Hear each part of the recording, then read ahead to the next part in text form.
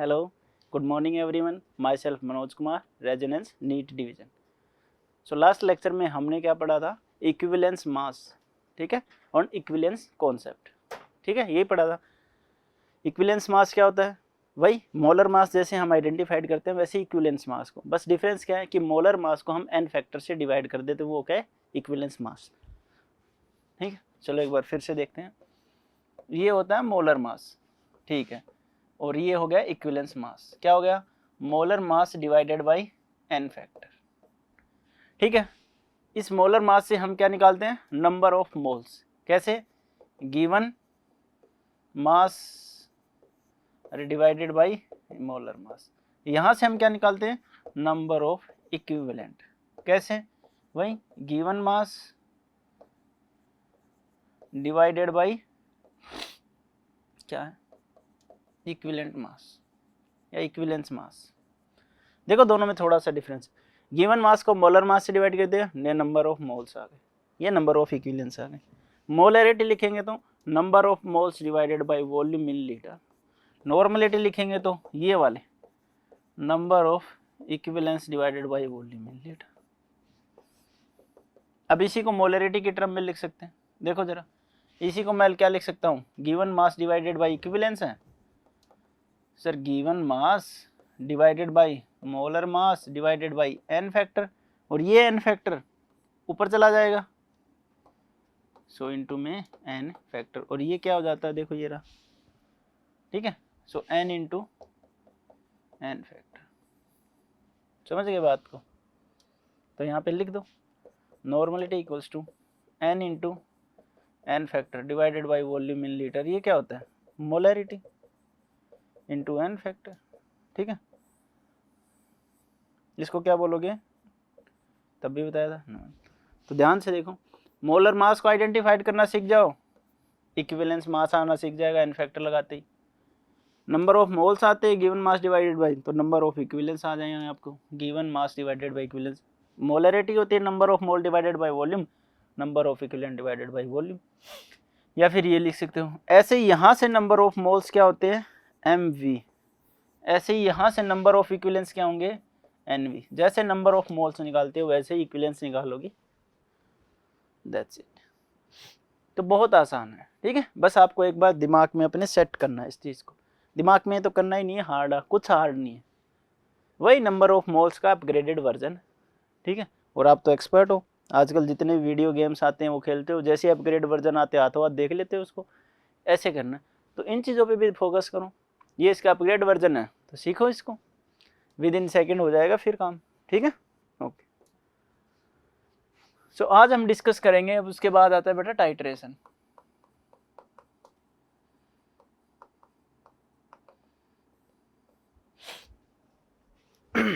ठीक है, क्या है? टाइट्रेशन. तो अभी देखो, जैसे अब 12th क्लास में हो जाओगे तो 12th क्लास में एक्सपेरिमेंट करवाए जाते हैं. ठीक है, जैसे कोई टीचर वाइवा लेने आती हैं तो आपको बोला नहीं जाता है भाई वाइवा के लिए तैयारी करो, प्रैक्टिकल फाइल बनाओ, अटेंडेंस पूरी होनी चाहिए, और वाइवा लेने वाला कुछ भी पूछ सकता है और वो प्रैक्टिकल करवा के देखेगा लैब में, ये है वो है. ठीक है, तो दो तरह के प्रैक्टिकल करवाए जाते हैं. कितने तरह के? दो. The first one is titration and second one is salt analysis. Salt का मतलब आप समझ गए क्या होता है? सर नमक, खाने वाला नहीं, बस नमक होता है. ठीक है, आयन से बना. सेकंड साल्ट एनालिसिस, आपको एनालाइज करना होता है. जैसे कि वो आपको क्या करेंगे, एक भी दे सकते हैं, दो भी दे सकते हैं, तीन भी दे सकते हैं. ये डिफरेंट डिफरेंट साल्ट है. ठीक है, और यहाँ पे मैं कुछ आपको कंपोनेंट दे देता हूँ एक्स वाई जेड या कुछ कंपाउंड. ओके, इनमें से होता क्या है, कोई एक कंपाउंड इसके साथ रिएक्शन करेगा, कोई एक इसके साथ, या कोई हो सकता है दो कर ले या तीन कर ले. ओके, वो कोई बात नहीं. सॉरी भाई, एक छींक तो हमेशा ही आती है, पता नहीं कहाँ से आ रही है इतनी छींक आजकल. ए बी सी है, ठीक है, एक्स वाई जेड है. ठीक है, ओके. चलिए देखिए, अब मान लो मैं क्या करता हूँ, एक्स की, वाई की, जेड की, तीनों की रिएक्शन करवा देता हूँ इसके साथ. एक बार एक्स, एक बार वाई, एक बार जेड. इसके साथ रिएक्शन नहीं हुई, इसके साथ भी नहीं हुई, इसके साथ भी नहीं हुई. या मान लो इसके साथ हो गई। इस केस में हो सकता है 2 के साथ हो गई या एक, इस केस में पता नहीं। और इसके साथ कुछ प्रोडक्ट बना, हो सकता है उसका कुछ कलर हो, ठीक है। ऐसे ही यहाँ पे कुछ कलरलेस कुछ तो प्रोडक्ट बनाओ, अगर रिएक्शन होगी तो कुछ तो बनेगा ही। मान लो ये रेड कलर है, ये ब्लू है, ठीक है, ये वायलेट है। तो हमें क्या होता है कि जैसे आप रिएक्शन करते हो यार कि Na के साथ Cl रिएक्शन करेगा, क्या बनेगा सर, NaCl बनेगा। ऐसे ही साल्ट होते हैं कि जब आपस में रिएक्शन कर सकते हैं, हो सकता है कोई रेड कलर का कंपाउंड दे दे, हो सकता है कोई ब्लू कलर का दे दे, हो सकता है कोई वायलेट कलर का दे दे या कोई वाइट दे दे। तो मान लो आपने इसके अंदर डाला, आपको ये कंपाउंड तो नाम देगा, ये चीज़ है, ये चीज़ है, ये चीज़ है। आपको पता है कि इसको जब किसी के अंदर डालते हैं, ये हमें पता नहीं, ठीक है। इसके अंदर हमने मान लो X डाला, इसके साथ रिएक्शन हो गई X के साथ, ठीक है, ओके। और ये कोई कम प्रोडक्ट बना रहा है, आपके पास प्रोडक्ट तो आएगा ही, प्लस उसका कुछ कलर आ जाएगा। अब सिर्फ आपको यही नहीं पता, तो यानी कि मैं यहाँ पे लिखूँ समथिंग प्लस Cl और क्या बन गया NaCl। आप नहीं बता दोगे सर यहाँ पे Na रहा होगा, तो ऐसे ही आइडिया लग जाता है भाई ये कलर है तो ये वो साल्ट होता है, वो वाला साल्ट यहाँ पे ऐसा कलर देता है। इसको बोलते हैं साल्ट एनालिसिस, रिएक्शन करके। जैसे आप एसिड बेस का पता लगाते हो लिटमस पेपर से, ऐसे ही कुछ रिएक्शन, ठीक है। ये तो हो गया साल्ट। फिर आता है टाइट्रेशन का केस, बड़ा मज़ेदार केस है। और ये तो मोस्ट ऑफ द स्कूल हो, चाहे आप किसी भी स्कूल में हो, मोस्ट ऑफ द स्कूलों में टाइट्रेशन करवाया जाता है बच्चों को, टाइट्रेशन का एक्सपेरिमेंट, ठीक है। हम आपको यहाँ पे थ्योरेटिकल समझा देते हैं, आपको स्कूल में मौका मिले तो चक देना फट्टे, ठीक है। जाते ही बोलना हमको सब आता है, हम सब सीखे हैं, हम करेंगे, ठीक है। चलिए देखते क्या होता है। एक बड़ी सी ब्यूरेट होती है, क्या होती है, एक बड़ी सी ब्यूरेट, ऐसा। और यहाँ पे इसके एक नोब लगी होती है, नोब मतलब ढक्कन, जो इसको ऐसे घुमाएगा तो खुल जाएगा, ऐसे घुमाएगा तो बंद हो जाए। यहाँ पे इसके नंबरिंग होती है ml में, ठीक है, 1 2 3 4 5 6 7 8 9 10 50 ml, ठीक है। चलिए जी यहाँ तक, ठीक है, यहाँ से यहाँ तक भरनी है आपको। अब देखो होता क्या है, आपने पहले इसको खोलना, वाटर से बिल्कुल साफ करना, ऊपर से वाटर नीचे से निकल जाएगा, ठीक है, ओके। वाटर निकल गया बाहर। अब देखो अब क्या करोगे, जैसे ही वाटर बाहर निकला, ओके, आप इसको सुखाने के लिए बिल्कुल सूख जाए, उसके बाद हम क्या करेंगे, नॉब यहाँ से बंद करेंगे। करोगे कि नहीं करोगे भाई, अगर खुली रखी तो नॉब हो गई यहाँ से बंद, हो गई कि नहीं हो गई। अब इसके अंदर आप क्या डालोगे, सॉल्यूशन। और आप देख लेना कितना डालना चाहते हो, 50 40 40 30 20 10, जितना आपका मन करे। एक क्या लेना है, एक फ्लास्क, इसकी हेल्प से और ऐसे डाल देना, ठीक है, सॉल्यूशन। और उसके लिए आपको क्या चाहिए होगा, एक बीकर ले लेना, बीकर से डाल देना, ठीक है। अच्छा बनाया भाई। चलिए देखते हैं, अभी इसके अंदर डाल दिया, अभी इसके अंदर आ गया सॉलिड। और यहाँ पे एक चिमटा लगा होता है, यू नो चिमटा, अरे चिमटा भैया जी, ये चिमटा क्या करता है कि इसको होल्ड करके रखता है, ठीक है। ये लोहे का स्टैंड है, इसमें एक चिमटा होता है, इस चिमटे में ये अटक जाती है और ये ऐसे खड़ी हो जाती है इसके साथ पहले, ठीक है, ओके जी। अगर ये चिमटा थोड़ा सा भी ऊपर से नीचे हो गया, ये गिर जाएगी, और गिरते ही स्कूल वाले आपके मत्थे हो जाएंगे कि पैसे दो, ब्यूरेट बहुत महंगी आती है, बहुत महंगी आती है, ठीक है। तो ध्यान रखना, इस चिमटे को अच्छे से लगाना। हो गया इतना, अब आते हैं, ठीक है। अब देखो, जब भी हम टाइट्रेशन करते हैं तो दो चीज़ों के बीच करते हैं, ठीक है। हो सकता है रिडॉक्स रिएक्शन हो, oxidising agent plus reducing agent के बीच करवा सकते हैं टाइट्रेशन, एसिड बेस के साथ हो सकता है, कोई बच भी सकता है, ठीक है, ओके। अब हम क्या करते हैं, हम देखते हैं कि किसी एक का कंसंट्रेशन हमें पता होता है, दूसरे का कंसंट्रेशन हमें निकालना होता है टाइट्रेट करके। क्या करके? टाइट्रेट करके। तो चलिए देखते हैं हम क्या करते हैं। मान लो KMnO4 हमारे पास स्टैंडर्ड है, इसको ले लेंगे। मान लो 2 से 4 ग्राम 5 ग्राम ले लिया मैंने, 2 ग्राम ले लिया मैंने, ठीक है। डार्क पिंक होता है, डार्क पिंक। जैसे ही आप इसको वाटर के अंदर डालोगे 2 ग्राम, इतना सा जैसे ही वाटर में डालोगे पूरा वाटर कैसा हो जाएगा? गुलाबी। ठीक है, गाना नहीं है नैन गुलाबी, ऐसे ही तो पूरा वाटर हो जाएगा गुलाबी कलर का। कितने? 2 ग्राम। मान लो मैंने इसको ऐड किया है 100 ml वाटर के अंदर। चलिए जी, अब इसका कंसंट्रेशन बोले तो सर मोलरिटी। चलिए जी, मोलरिटी बताइए sir. 2 divided by molar mass of KMnO4 divided by 1000 divided by 100, इसको लीटर में चेंज कर दिया। ये इसकी मोलरिटी जो हमें पता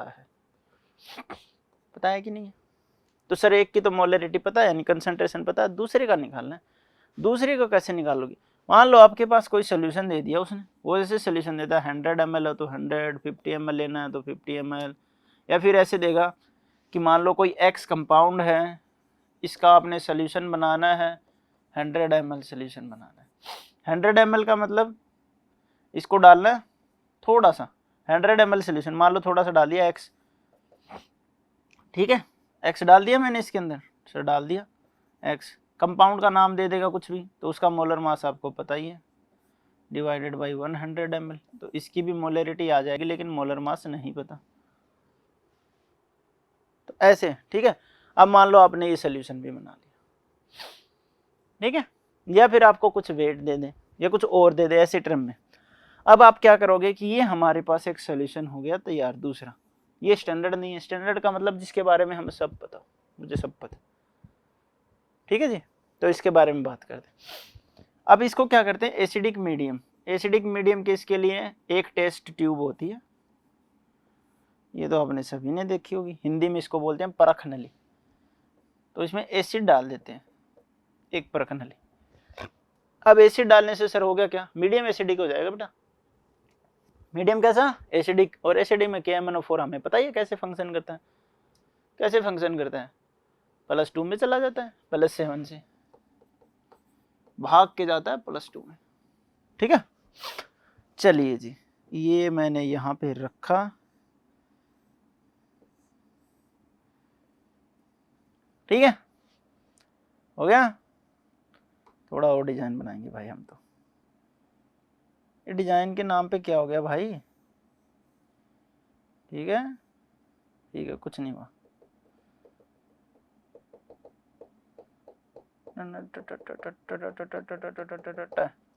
ठीक है, ओके जी। अब हम क्या करते हैं, कुछ ज्यादा ही कचरा कर दिया यार इस साइड, थोड़ा सा और सफाई चाहिए।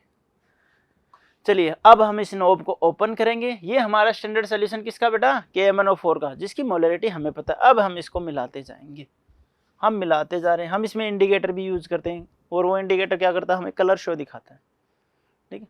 हमने इसमें डालते रहे, अचानक से 50 से सीधा भाग के 30 के ऊपर हो गई। कितने ml आए बेटा? 30 ml पे। और नीचे वाले कंपाउंड का मान लो बिल्कुल ट्रांसपेरेंट था और एकदम से व्हाइट कलर, बिल्कुल सॉरी व्हाइट था, एकदम से कैसा कलर हो गया? पिंक। कैसा कलर हो गया बेटा? पिंक। हमने उसी टाइम इसको स्टॉप कर दिया। जैसे पिंक हो गया इसको स्टॉप कर देंगे। स्टॉप करने के बाद हम मेजर करेंगे कि 30 ml यूज हुआ, ठीक है। अब इस सारे को बिखेर देंगे। अब ऐसा कैसा सेम एक बड़ा सा बीकर लेते हैं, हम उसमें सोल्यूशन बनाते हैं। मान लो कितना? 100 ml। उस 100 ml का ये मान लो 20 ml ले लिया हमने। कितना ml लिया बेटा? 20। फिर 20 ले लेंगे, फिर 20 ले लेंगे। ओके जी। चलिए ठीक है, हो गया इतना गुरुदेव? गुरुदेव हो गया। अब हम क्या करते हैं, हमें पता लगा 30 ml पे कलर चेंज कर देता है। 30 ml in the sense 20 ml used, ठीक है। आप इसको 20 ml यूज किया हमने, तो ये भैया 30 पे आ गया।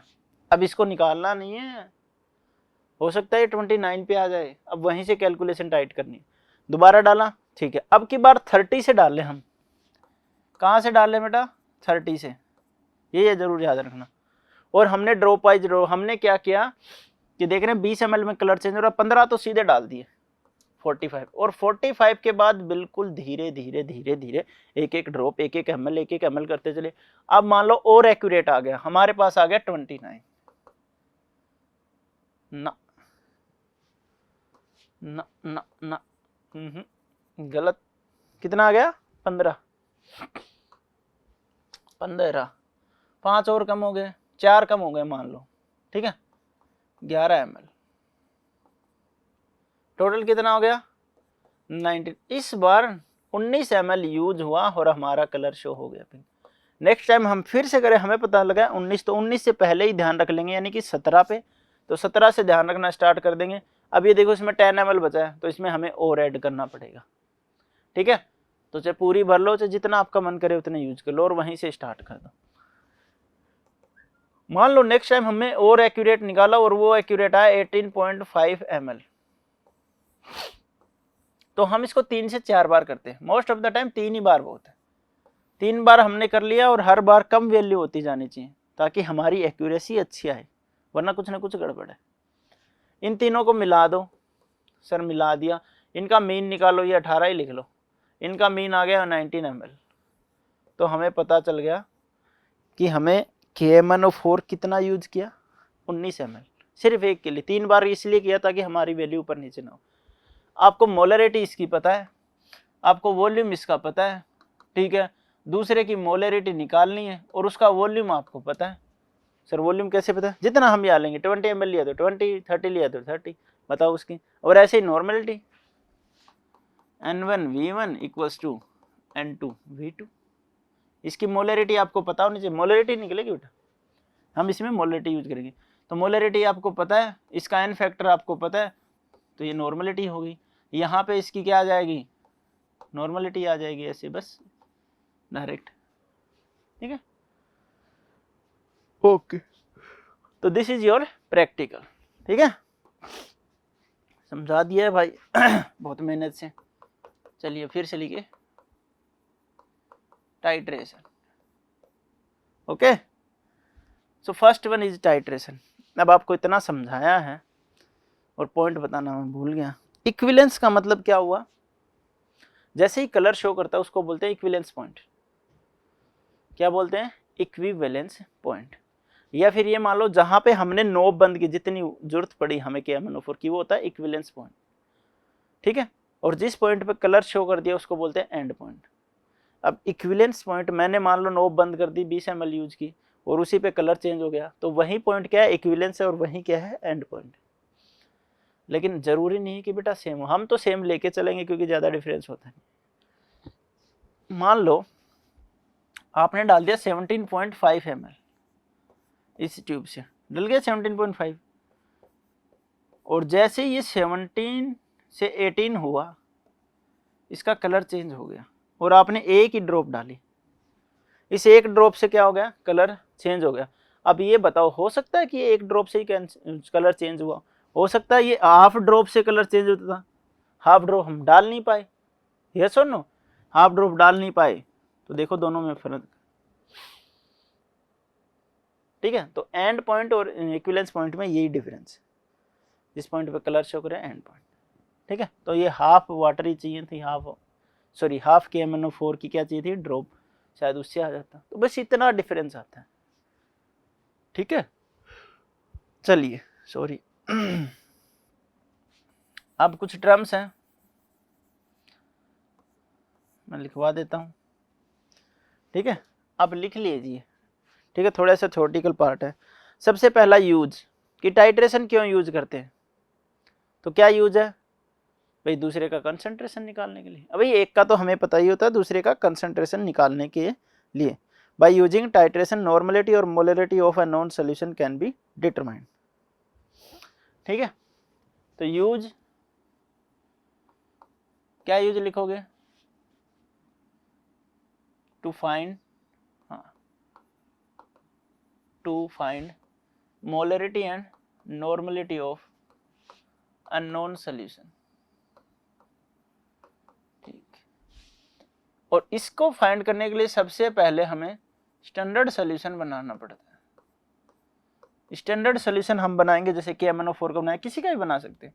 वो क्या होगा, जिसकी मोलरिटी या ओके कंसंट्रेशन नोन, जिसका कंसंट्रेशन हमें पता हो। यही तो बताया था भाई, KMnO4 का बनाएंगे तो KMnO4 की हमें क्या पता चल जाएगी, कंसंट्रेशन, ठीक है। नेक्स्ट देखिए इक्विवेलेंट पॉइंट, इक्विवेलेंट पॉइंट, और एक साथ के साथ ही लिख लो एंड पॉइंट। दोनों को हमें सेम मानना है, ये बात दिमाग में याद रखना, ठीक है, लेकिन थोड़ा सा डिफरेंट होता है।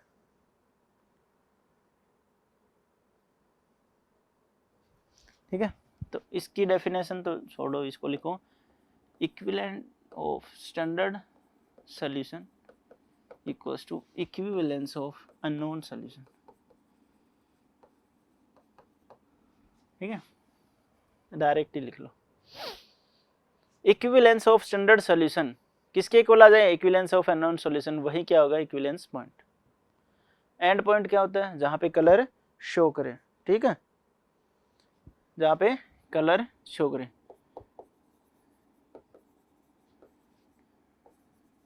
Indicator changes colour of solution, ठीक है। अब लिख दो इंडिकेटर।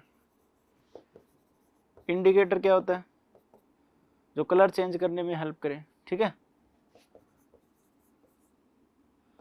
हेल्प इन आइडेंटिफाइड और इन कलर चेंज।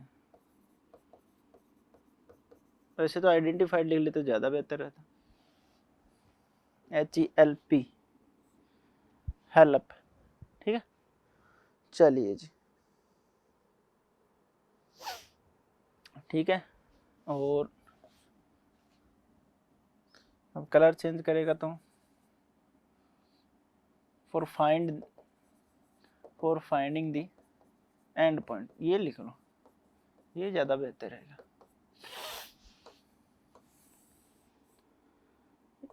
इंडिकेटर भी उड़ा दिया क्या,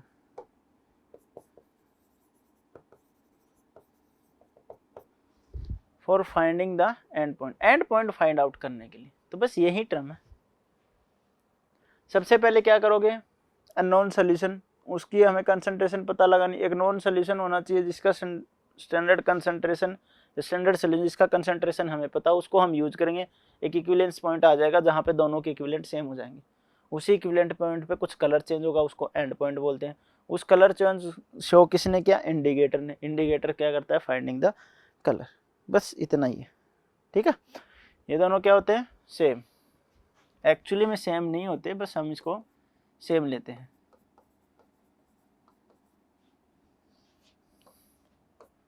लेंगे लिख देता अभी इंग्लिश में, सेम लेंगे, बट एक्चुअल में ये डिफरेंट होते हैं।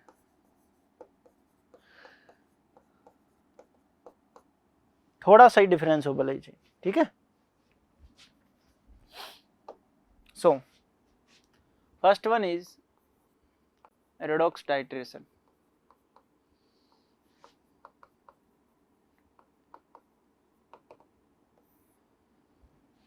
इक्विवेलेंस, सॉरी,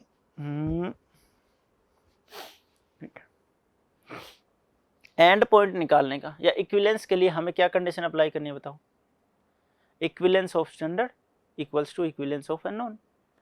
यानी कि हमें कुछ भी चेंज नहीं करना, जो लॉ ऑफ इक्विवेलेंस लगाया था वही यहाँ पे लगाना है, ठीक है। अब मान लो मैं यहाँ पे दो चीजें ले रहा हूँ, एक ए एक बी, ये स्टैंडर्ड है, इसकी फाइंड आउट करनी है, क्या लिखोगे, equivalence of A equal to equivalence of B, तभी तो टाइट्रेट होगा, जिस पॉइंट पे दोनों इक्वल आ जाएंगे। हर क्वेश्चन में बस यही लगाना है, हर क्वेश्चन में, ठीक है।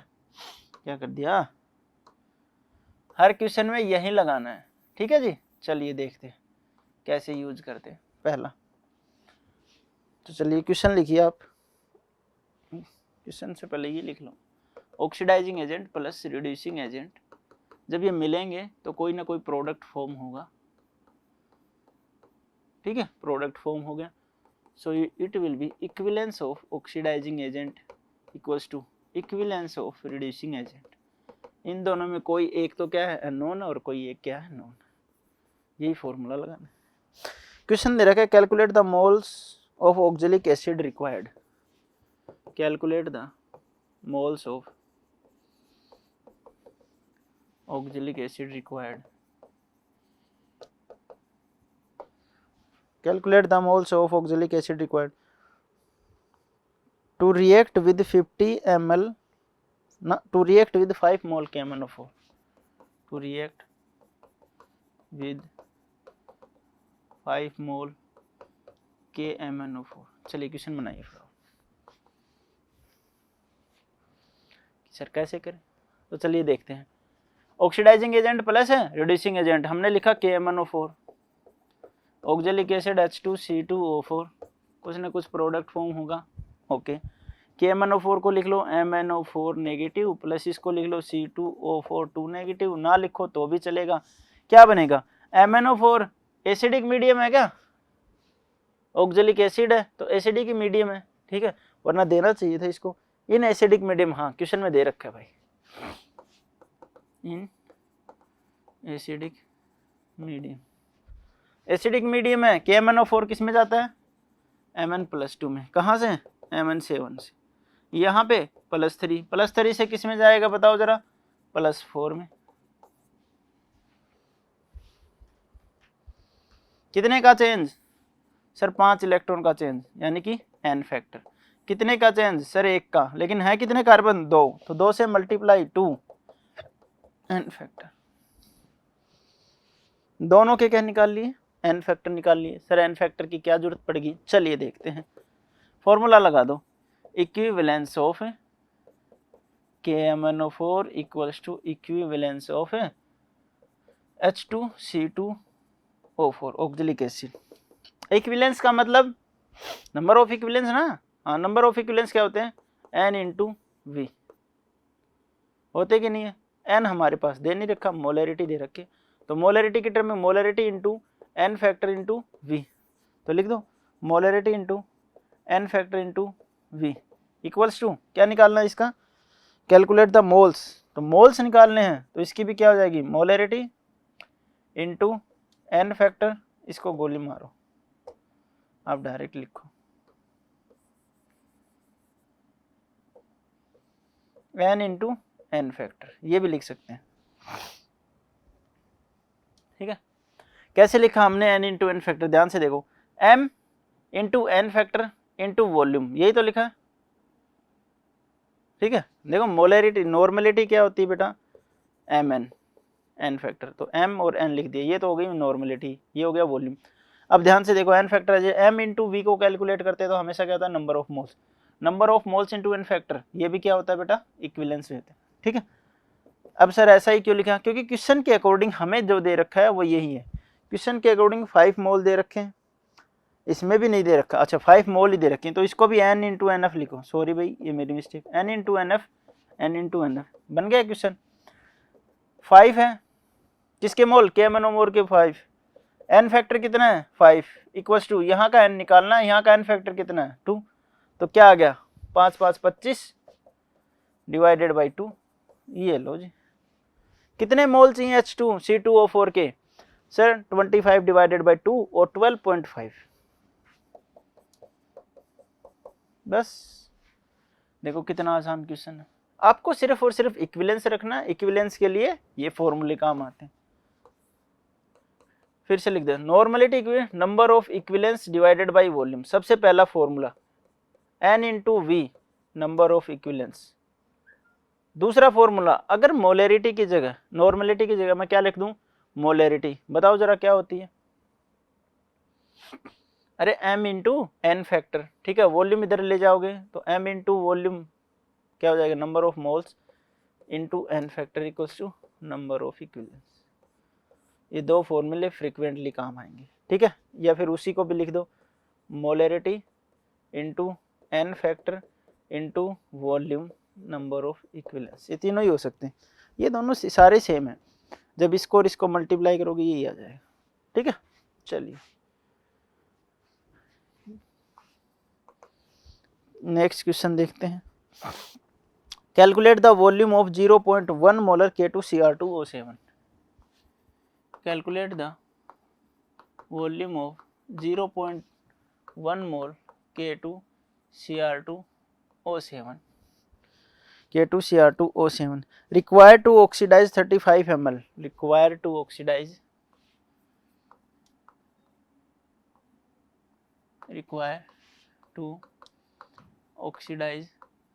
35 ml of और क्या है 35 ml of 0.5 molar FeSO4 0.5 molar FeSO4 in acidic medium. चलो ट्राई करो फटाफट, पॉज करो, ट्राई करो। चलिए देखते हैं। सबसे पहले क्या है K2Cr2O7 K2Cr2O7 plus FeSO4 oxidising agent है, खुद का ऑक्सीडेशन होता है तो ऑक्सीडाइजिंग एजेंट है, खुद का रिडक्शन Cr+3 में, दूसरे को ऑक्सीडाइज करेगा Fe+2 में से +3 में। कितने का चेंज? एक इलेक्ट्रॉन का, एक ही Fe है, एक ही Fe है तो एन फैक्टर कितना 1। इधर आ जाओ, इधर बताओ ये प्लस कितने में है 6 में, उधर किधर +3 में, कितना 3 का चेंज, कितने Cr हैं 2 हैं सर, 6 एन फैक्टर, दोनों के एन फैक्टर आ गए। लिख दो equivalence of K2Cr2O7 equals to equivalence of FeSO4। देख लो दोनों में क्या क्या दे रखा है। 0.1 मोल वॉल्यूम पूछिए, इसकी क्या पूछिए वॉल्यूम पूछिए, तो वॉल्यूम वाला formula molarity into N factor into volume, ठीक है, किसके इक्वल होगा उसके इक्वल। 35 ml और 0.5 मोलरिटी दे रखी, वॉल्यूम दे रखी उसकी भी, तो वॉल्यूम लिखो 35 ml, ठीक है, इनटू 0.5 मोलर इनटू वॉल्यूम लिख दी, मोलरिटी लिख दी, इनटू एन फैक्टर। चलिए जी देखिए, मोलरिटी हमें इसकी दे रखी है क्या 0.1 मोल, नहीं मोलरिटी नहीं दे रखी, वॉल्यूम पूछिए। Calculate the volume of 0.1 molarity,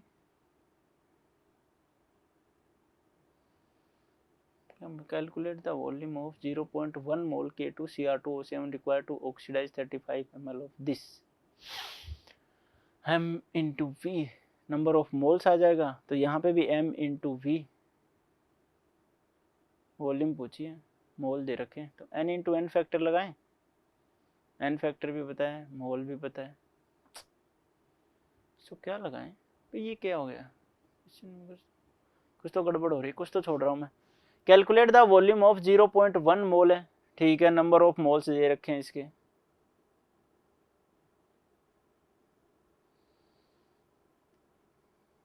number of moles 0.1 है, ठीक है, वॉल्यूम पूछिए। रिक्वायर्ड टू ऑक्सीडाइज, ऐसे तो इसके एन फैक्टर भी आ गया, ये भी आ गया।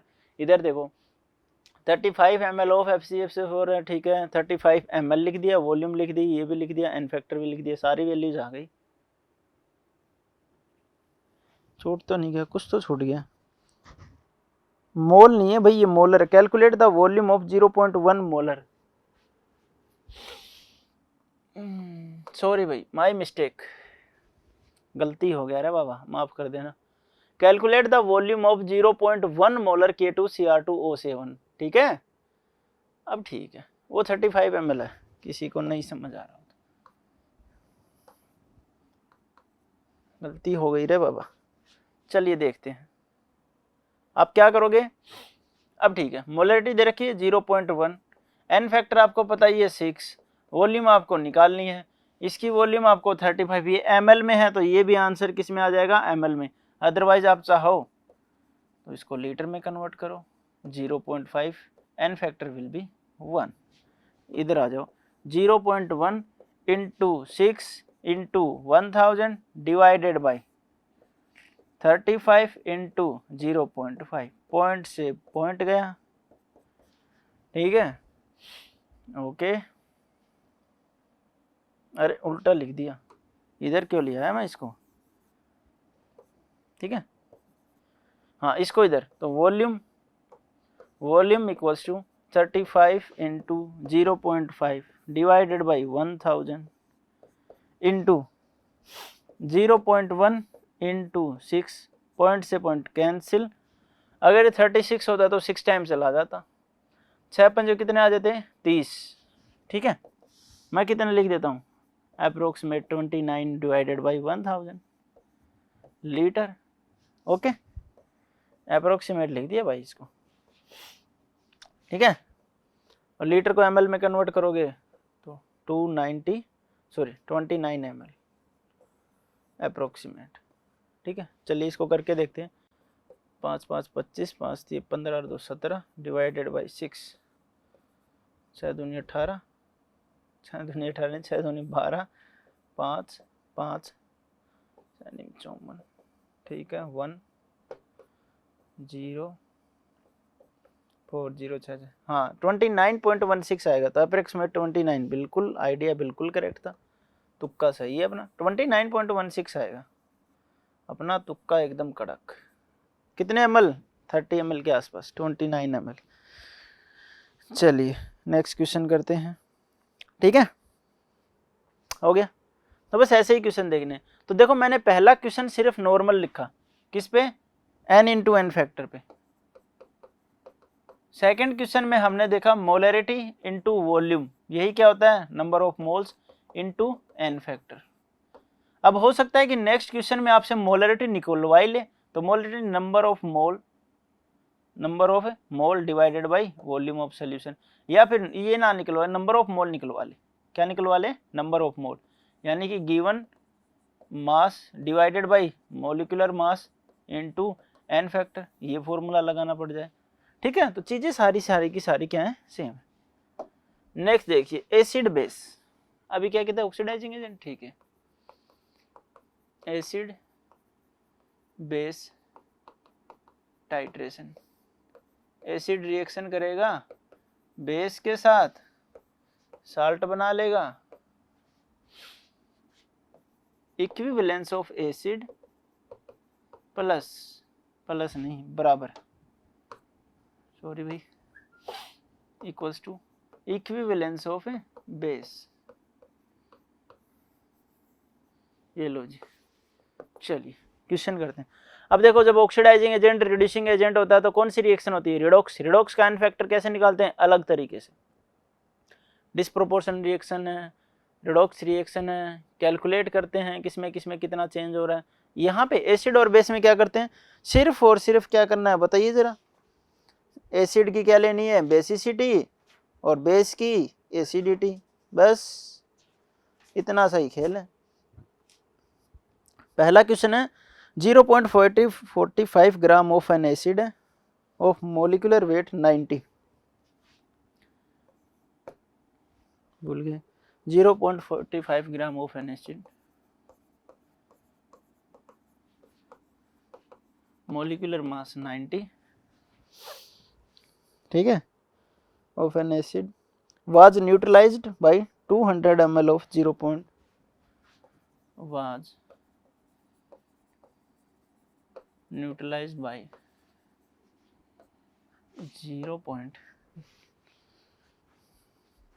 was neutralized by 0.54 molar KOH,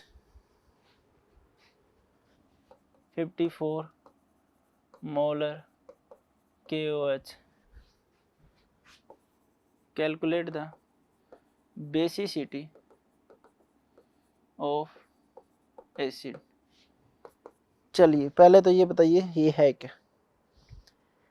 sir acid की बेसिसिटी पूछिए, एसिड की बेसिसिटी बताओ बेटा क्या होती है एन फैक्टर, किसी भी एसिड की बेसिसिटी उसका क्या होती है एन फैक्टर, एन फैक्टर पूछा है तो लिख दो equivalence of acid equals to equivalence of base, आ जाओ। इसका क्या पूछा है n factor, number of moles दे रखे हैं क्या 0.45 ग्राम दे रखे हैं ना, n into N factor equals to 54 molar, molarity दे रखी है, किधर गया भाई किधर गया, उसमें ml नहीं दिया, देखा गलती कर दी ना, न्यूट्रलाइज बाई 20 ml ऑफ, हाँ 20 ml ऑफ 0.54 मोलर KOH, वहाँ पे मोलरिटी गिवन है, इनटू वॉल्यूम कर दोगे number of moles into n factor. चलिए जी, number of moles 0.45 divided by given mass divided by molar mass, molar mass दिया हुआ है, इनटू n फैक्टर आपको फाइंड आउट करना है। मोलरिटी गिवन आपको 0.54, वॉल्यूम आपको गिवन है 20 ml into n factor, KOH का n फैक्टर सर 1, एक OH देगा, ठीक है। So n factor equals to 0.54 into 20 divided by 0.44 into 90। चलिए पॉइंट से पॉइंट कैंसिल आउट, ठीक है। तो n फैक्टर के लिए तो भैया हमें क्या करना चाहिए, इसको 1000 से डिवाइड करना ही पड़ेगा। वॉल्यूम क्या करो आप 1000 लीटर में ही लेके चलो, नहीं क्वेश्चन गड़बड़ हो जाएगा, क्योंकि हमने मोलरिटी ली है, मोलर के रेस्पेक्ट में साथ में वॉल्यूम क्या होनी चाहिए, लीटर में ही होनी चाहिए। n फैक्टर निकालें, अगर वॉल्यूम ही निकाल ले होते तो चल जाता, ठीक है, इंटू 1000। चलिए 2 टाइम्स चला गया, ठीक है, 1 0 से 1 0 कैंसिल हो गई, 2 2 4, 4 को इससे मल्टीप्लाई करो, 4 चौक 16, 1 20 और 1 21 डिवाइडेड बाई 100, 2.16 अप्रोक्सीमेट इतना ही आया ना, इसमें आ रहा है भाई 20 डिवाइडेड बाई 1000, हाँ ठीक है 2.16, जो कि अप्रोक्सीमेट क्या हो जाएगा बेटा 2, ठीक है, सही है, हमारा क्वेश्चन सही है, ऑप्शन बिल्कुल सही है, ठीक है जी, ओके। अप्रोक्सीमेट आ गया कितना बेटा 2। नेक्स्ट क्वेश्चन देखते हैं। चलिए calculate the volume of 1 molar NaOH, calculate the volume of 1 molar NaOH, ठीक है, 1 molar NaOH required to convert 12 gram of, required to convert 12 gram of NaH2PO4 into NaH2PO4 into Na2PO4, यही है क्या, Na3PO4, ठीक है, हाँ PO4 Na3 हो जाएगा ना, 2 हाइड्रोजन बाहर निकले 3, ठीक। चलिए सबसे पहले वही आपने रिएक्शन लिखनी है, रिएक्शन क्या कर रही है, NaH2PO4 जब NaOH के साथ रिएक्शन करता है तो Na3PO4 बना देता है। अब आपको पता ही है equivalence of NaH2PO4 equals to equivalence of NaOH होता है, ठीक है।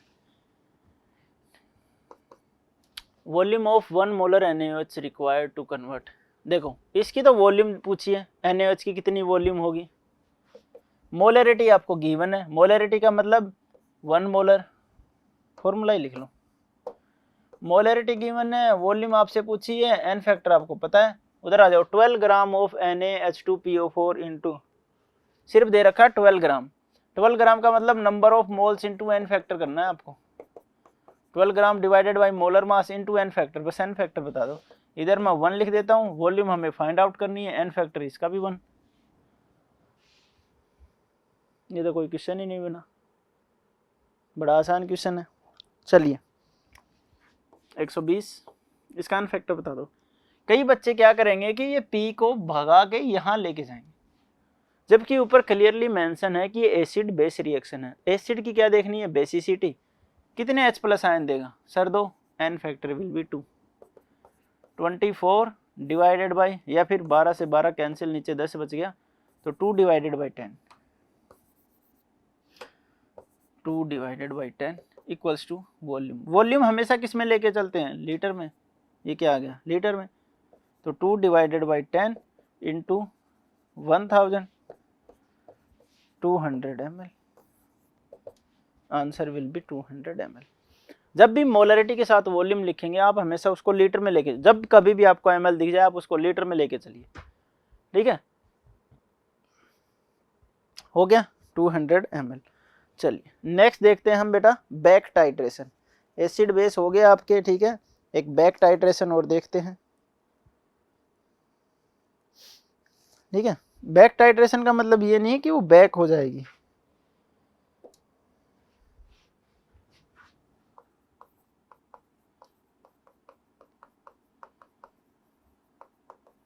बैक टाइट्रेशन का मतलब ये नहीं है कि वो बैक हो जाएगी। मान लो A प्लस बी रिएक्शन करके कुछ प्रोडक्ट फॉर्म कर रहे हैं और किसी गलती की वजह से या कोई अमाउंट ज़्यादा है, मान लो A ज़्यादा है या B ज़्यादा है, कुछ भी लगा लो, मान लो B ज़्यादा है, हमारे पास कौन ज़्यादा है, B एक्सेस में। A के साथ रिएक्शन होगी, B बचा कि नहीं बचा, सर B बचा, और ये बचा हुआ B यानी कि लेफ्ट, ये किसी और स्टैंडर्ड सोल्यूशन के साथ रिएक्शन करता है और कोई और नया प्रोडक्ट फॉर्म करता है। चलिए जी ये भी हो गया। अब इसके बाद क्या किया जाए कि सर इसके बाद हम देखते हैं कि इस क्वेश्चन के according equivalence of B left equals to equivalence of C होना चाहिए। बिल्कुल सही है। सो हम क्या करेंगे, बी टेकन, क्वेश्चन में टेकन लिखा होता है, या फिर आप टोटल, बी टोटल क्या था ये बता दो बस आप। बी टोटल कितना था, यहाँ पे जितना यूज हुआ हमारी पहली रिएक्शन में क्या हुआ, बी यूज्ड, प्लस दूसरी रिएक्शन में क्या यूज हुआ, जो बच गया था वो यूज हुआ। इस लाइन पे आपको स्पेशली ध्यान देना पड़ेगा।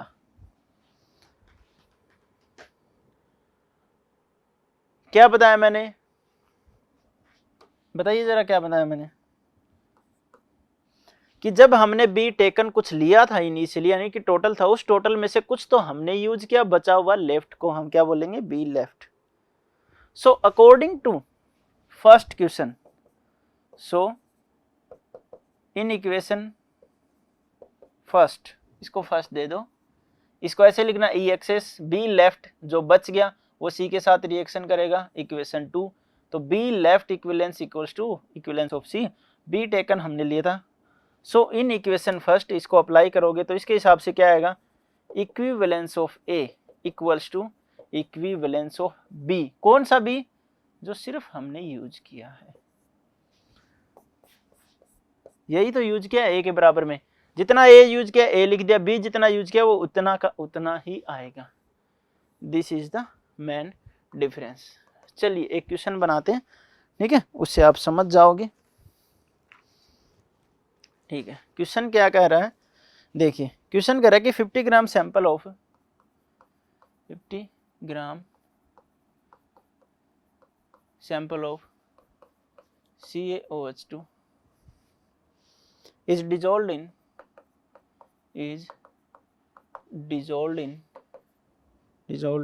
50 ml of 0.5 normality HCl solution। ठीक है भैया, the excess of HCl was titrated, the excess of HCl was titrated with 200 ml of 2 नहीं, इसको 20 कर लो, with 20 ml of 200 ज़्यादा हो जाएगा, 20 ml of 0.3 normality NaOH। ठीक है जी, calculate the percentage purity. Question बड़ा इंटरेस्टिंग है, ये एक क्वेश्चन 10 के बराबर है। सैंपल आपको क्या बतानी है, calculate the percentage purity of CaOH whole twice sample. देखो मैं फिर से कर देता हूँ, ए और बी थे, बी एक्सेस में था बेटा, कुछ बच गया, उसने सी के साथ रिएक्शन करके डी फॉर्म कर लिया, तो इसके हिसाब से कितना यूज हुआ, B left, equivalence of B left equals to equivalence of C. तो अगर हमने टेकन लिया था या टोटल हमारा जो था वो क्या था, जो लेफ्ट प्लस जितना हमने यूज किया, तो हमने जितना यूज किया उसके अकॉर्डिंग अगर रिएक्शन लिखेंगे तो equivalence of A equal to equivalence of A B used. इसका मतलब आपको क्या निकालना है, मान लो ऐसी रिएक्शन है, इसके नंबर ऑफ मोल्स निकालो यहाँ पे, ठीक है। यहाँ पे नंबर ऑफ मोल्स निकालने के लिए क्या करोगे, मान लो टोटल नंबर ऑफ मोल्स आ रहे हैं आपके, नंबर ऑफ इक्विवेलेंस 19, इस रिएक्शन में यूज हो रहे हैं 9, तो यहाँ पे कितने इक्विवेलेंस यूज हुए बेटा 10, नंबर ऑफ मोल्स कितने, बस ये डिफरेंस। चलिए कीजिए।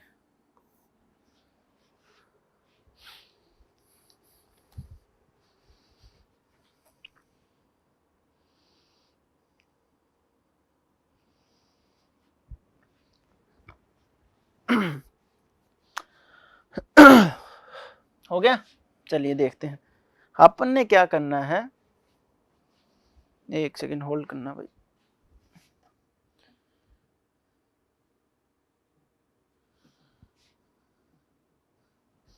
चलिए देखिए कि 50 gram sample of CaOH2 is dissolve in 50 ml of 0.5 normality HCl सेल। 50 ग्राम का कोई सैंपल था, उसको हमने डिजोल्व कर दिया 50 ml में, और वो 50 ml की कंसंट्रेशन 0.5 नॉर्मल थी। द एक्सेस ऑफ HCl, यानी कि जो HCl बचा, एक्सेस का मतलब जो बचा ज्यादा में था, बचा यानी कि लेफ्ट वाला, तो B left was titrated with 20 ml of 0.3 NaOH के साथ। जो बच गया था वो क्या करता है कि रिएक्शन करता है किसके साथ, 20 ml ऑफ 0.3 नॉर्मलिटी NaOH के साथ, बस रिएक्शन करता है, लगा लो, ठीक है। ओके जी, ठीक है। Calculate the percentage purity of CaOH2, तो पूछिए calculate the percentage of CaOH2।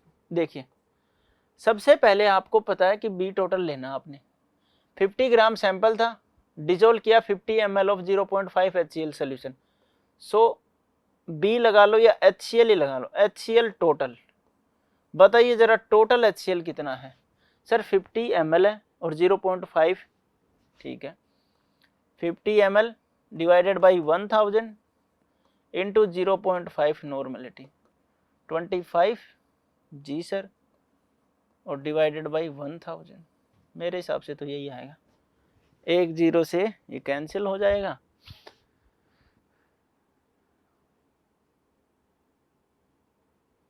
Okay ठीक है। ये हमारे पास क्या आया, HCl टोटल, HCl के नंबर ऑफ इक्विवेलेंस बेटा, ठीक है, ये हमारे पास टोटल आए। अब वो क्या कह रहा है कि HCl जो लेफ्ट थे वो भैया NaOH के साथ reaction, the excess of titrated with this and this. तो हम क्या करते हैं बताओ जरा, equivalence of HCl equals to equivalence of NaOH, yes और नो। भाई NaOH के साथ रिएक्शन किया है तो ऐसा इक्विवेलेंस होगा। अब ये हमें पता नहीं नंबर ऑफ इक्विवेलेंस निकालने हैं, तो number of equivalence equal to number of equivalence, और इसके नंबर ऑफ इक्विवेलेंस निकालने के लिए हमें क्या करना है, दोनों चीजें दे रखी N और V, तो रख दो 20 ml, इसको चेंज कर दो बेटा, और 0.3 कितना आ गया 6 डिवाइडेड बाई 1000, तो नंबर ऑफ इक्विवेलेंस जो कि लेफ्ट, फिर से देखो ये 50 ml 0.5 नॉर्मलिटी का HCl का सोल्यूशन था, तो ये क्या है बेटा टोटल है हमारा, टोटल इसका मतलब 50 ml को लीटर में कन्वर्ट किया, नॉर्मलिटी से मल्टीप्लाई कर दिया, N into V number of equivalence, ये हमारे पास आ गए टोटल, जैसे नंबर ऑफ मोल्स आते। इसमें से कितने बचे थे, जो बचे थे हमें नहीं पता कितने बचे थे, उसने रिएक्शन कर ली NaOH के साथ, HCl था NaOH के साथ रिएक्शन करेगा, एसिड बेस रिएक्शन है, बिल्कुल सही है। तो equivalence of acid equal to equivalence of base, equivalence का मतलब नंबर ऑफ इक्विवेलेंस निकालने हैं, यहाँ पे भी नंबर ऑफ इक्विवेलेंस, तो ये निकालने हमें, इधर वाले में सारी चीजें गिवन है, N फैक्टर 1 है, दोनों का ही 1 है, कोई फर्क नहीं पड़ता, तो बच गया क्या, number of equivalence equal to किसके N इंटू V, इसकी भी नॉर्मलिटी दी हुई है और वॉल्यूम 20 ml, इसको भी चेंज कर लिया। अब करते हैं HCl यूज्ड, कितना HCl यूज हुआ, 25 divided by 1000 minus 6 divided by 1000 equals to 19 by 1000। इतने नंबर ऑफ इक्विवेलेंस हमने क्या कर दिए बेटा क्वेश्चन में यूज कर दिए। और किसके अगेंस्ट किए यूज हमने, CaOH2 होल ट्वाइस के अगेंस्ट। ठीक है, अब थोड़ा सा तो मिटाना पड़ेगा, चलो इसको मिटा देते हैं। भाई रुक के, अरे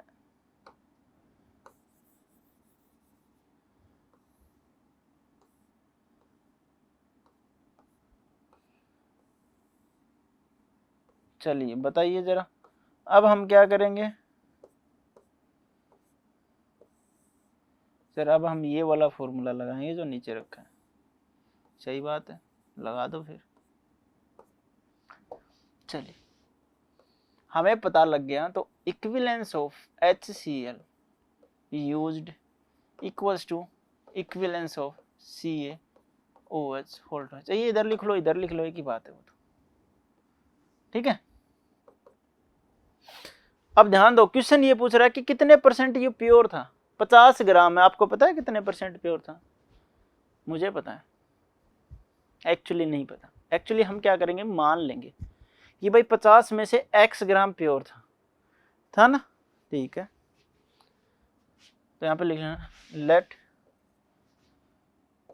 इन 50 gram of CaOH2 whole twice there will B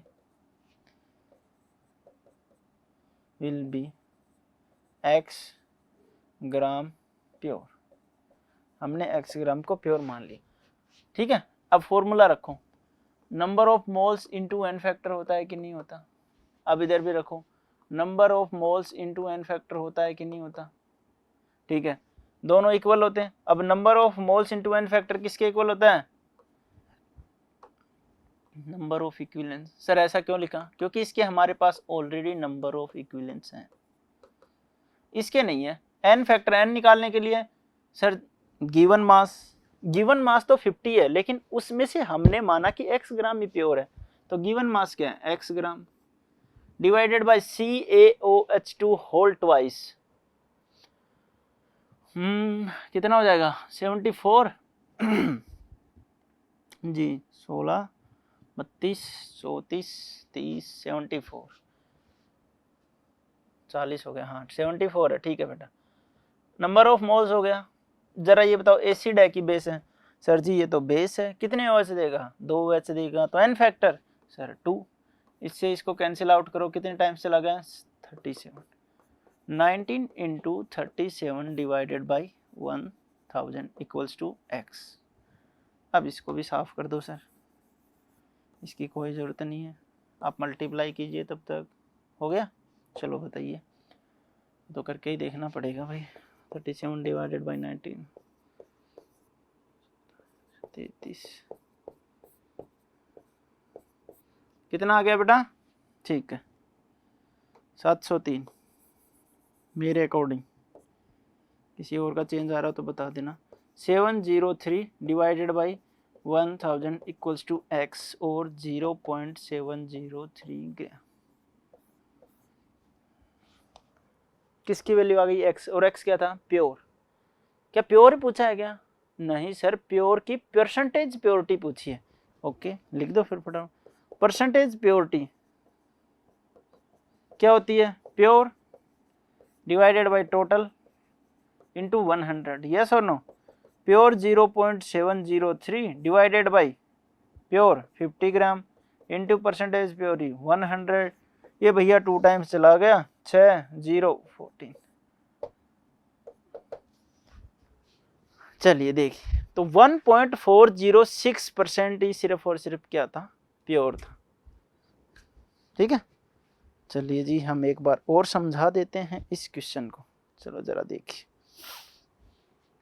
हमने क्या लिखा कि बैक टाइट्रेशन नाम की एक चीज होती है। उसमें क्या होता है कि एक रिएजेंट दूसरे रिएजेंट के साथ रिएक्शन करता है। जी सर बिल्कुल करता है, एक रिएजेंट किसके साथ, दूसरे रिएजेंट के साथ रिएक्शन करेगा ही करेगा, ये तो कंपलसरी है। ठीक है, ये मान लो एक है, ये दूसरे के साथ रिएक्शन करेगा। अब मान लो भैया ये पहले खत्म हो गया, ये बच गया। अब जब ये बच गया तो कहीं ना कहीं तो इसको यूज करेंगे, तो दोबारा किसी और के साथ भी रिएक्शन कर सकता है बचाओ। तो अब ये आप ये बताओ, जब मैंने ऐसे रखता हूं मैं हमेशा इनको, तो हम क्या लिखते हैं, equivalence of this pen is equal to equivalence of this finger, ठीक है। तो मैंने लिखा अभी equivalence of this equal to equivalence of this. अब ये क्या हुआ, बच गया, तो बच गया तो उसको गोली मारो यार, जितना हमने यूज किया उसी के तो इक्विवेलेंस रखोगे, है कि नहीं। तो क्या लिखोगे, equivalence of used, equivalence of finger. समझ आई बात।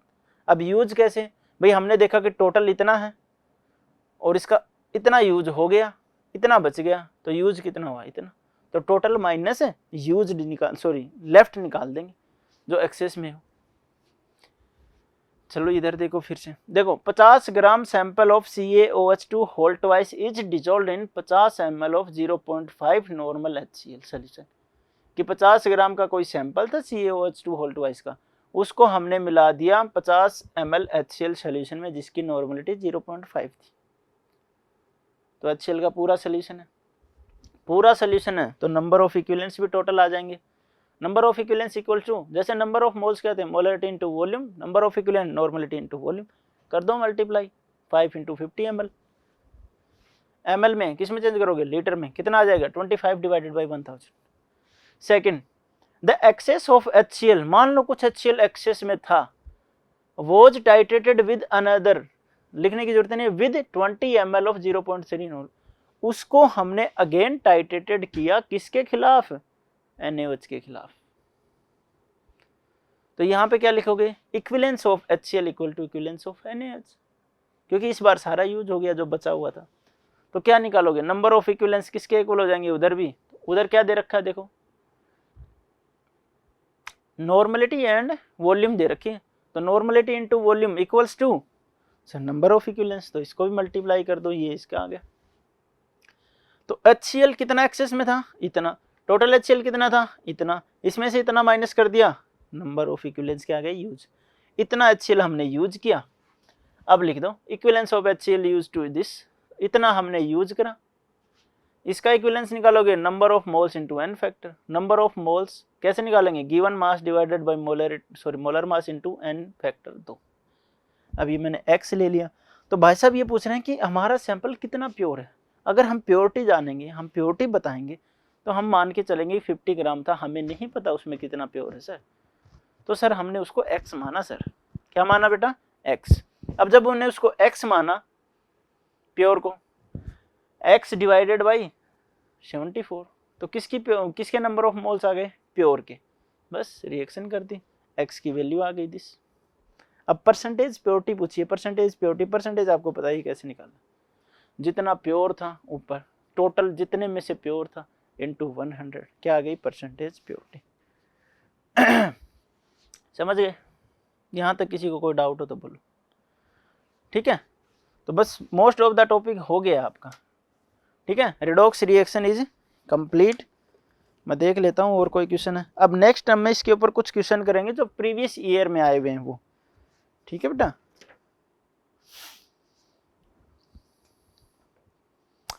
और तो भाई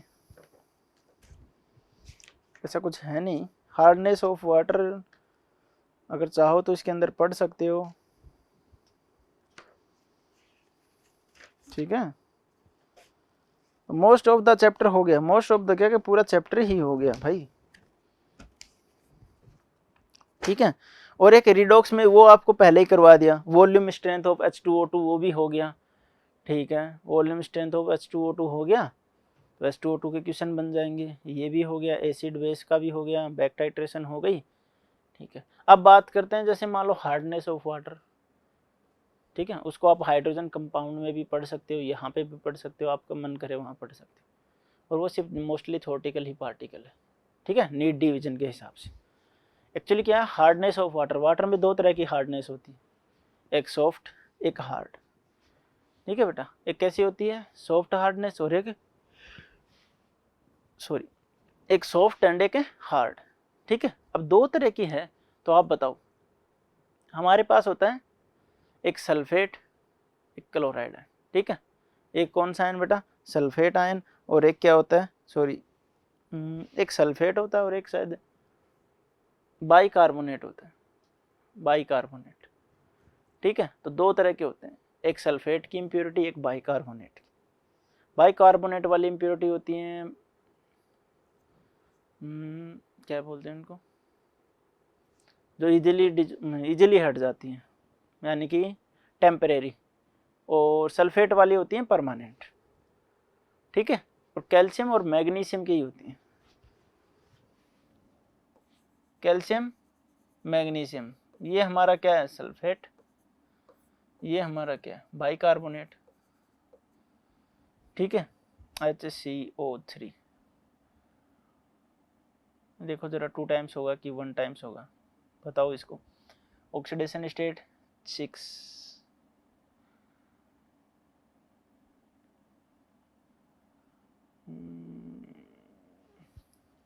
6 माइनस,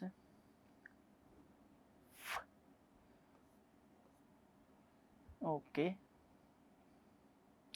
2 टाइम्स होना चाहिए, CaHCO3 2 टाइम्स कैसे, कार्बन की ऑक्सीडेशन स्टार निकालो, प्लस माइनस का 6 प्लस की 1 माइनस की 5 बच गई, आगे जाके क्या हो गया प्लस का 5, तो +1 चार्ज आएगा, +5 तो होती ही नहीं। ठीक है, तो 1 इलेक्ट्रॉन और शो करेगा, यानी कि माइनस।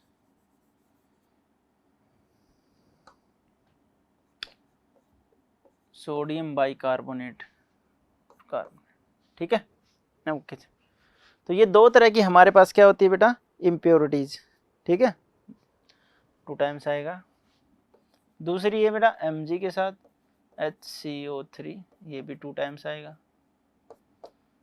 ये होती है टेम्परेरी, ये होती है परमानेंट। अब सर बताओ डिफरेंस क्या है हार्डनेस ऑफ वाटर में, एक टेम्परेरी एक परमानेंट। एक्चुअली जो टेम्परेरी है ना बेटा, उसको हम इजीली हटा सकते हैं, जैसे कि वाटर को बॉईल कर दिया, ठीक है, वाटर को प्योर कर लिया। लेकिन जो परमानेंट होती है उसको हटाने के लिए हमें कुछ रिएक्शंस करनी पड़ती। कुछ रिएक्शन का मतलब, इस परमानेंट को हटाने के लिए मैं ऐसी रिएक्शन करूं कि Ca और Mg की पीपीटी बन जाए, प्रेसिपिटेट। मैं कोई ऐसी रिएक्शन करूं कि Ca किसी के साथ मिलके और Mg किसी के साथ मिलके, या तो Ca/Mg की क्या बन जाए पीपीटी, ये नीचे बैठ जाए, बस बन गई बात। ऐसा ही इसमें, ये बेचारे जल्दी बना लेते हैं गर्म करने पे, या इसी को बस हार्डनेस ऑफ वाटर कहते हैं। डिफरेंट मेथड है, आप बस पढ़ोगे तो भी एनसीईआरटी से काम चल जाए, समझा जाएगा। तो एक बार उसको हाइड्रोजन में पढ़ा दें। तो चलिए, रेडॉक्स रिएक्शन में हमने क्या क्या पढ़ा बताइए।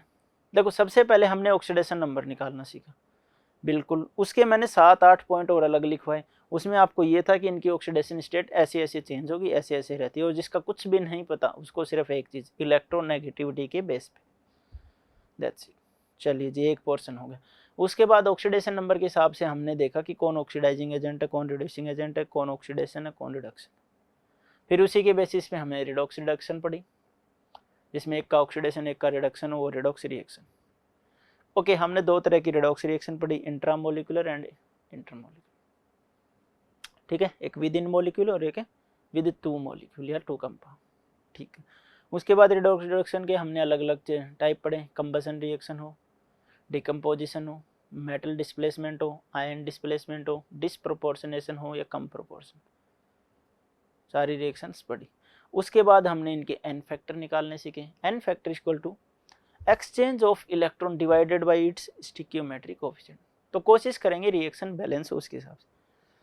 ठीक है, कोई अलग अलग एक ही में कोई 2 अलग अलग भाई साहब ऑक्सीडेशन हो रहे हैं, तो उन दोनों के इलेक्ट्रॉन जोड़ दो। ठीक है, एक ही कंपाउंड में, एक ही कंपाउंड के, एक डोनेट कर रहा है एक एक्सेप्ट कर रहा है, तो माइनस होंगे।